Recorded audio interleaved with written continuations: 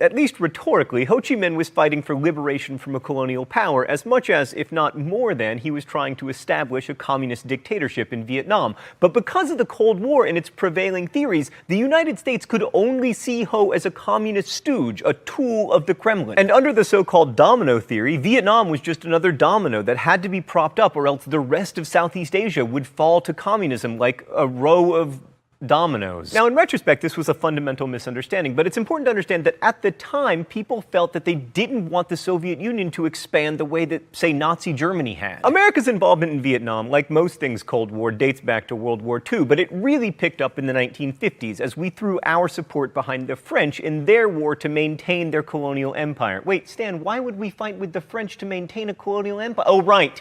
Because we were blinded by our fear of communism. Now, Eisenhower wisely refused to send troops or use atomic weapons to help the French. Really good call. And the Geneva Accords were supposed to set up elections to reunite North and South, which had been divided after World War II, but then we didn't let that happen. Because sometimes democracies don't vote for our guy. Instead, the US began supporting the repressive, elitist regime of Ngo Dinh Diem as a bulwark against communism. Diem was a Catholic in a majority Buddhist country, and his support of landowners didn't win him any fans, but he was against communism, which was good enough for us. The first major involvement of American troops, then called advisors, began in the early 1960s. Technically, their role was to advise the Army of the Republic of Vietnam, also called ARVN. How did they not know this was doomed? Let's fight for ARVN against this guy.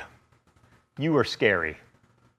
Seriously. Anyway, pretty quickly this advising turned into shooting, and the first American advisors were killed in 1961 during John Kennedy's presidency. However, most Americans consider Vietnam to be Lyndon Johnson's war, and they aren't wrong. The major escalation of American troops started under Johnson, especially in 1965 after the Gulf of Tonkin incident. This is one of the great incidents in all of American history. So in August 1964, North Korean patrol boats attacked U.S. warships in the Gulf of Tonkin. As a result, Johnson asked Congress to authorize the president to take, quote, all necessary measures to repel armed attack in Vietnam, which Congress dutifully did with the Gulf of Tonkin resolution. So why is this one of the great incidents in American history? Because the whole patrol boats attacking warships thing, that didn't happen. None of that stuff happened, except we did actually go to war. Now, in retrospect, this seems like a terrible idea, but it was very popular at the time because, to quote the historian James Patterson, preventing communism, after all, remained the guiding star of American policy. Wait a second, did I just say,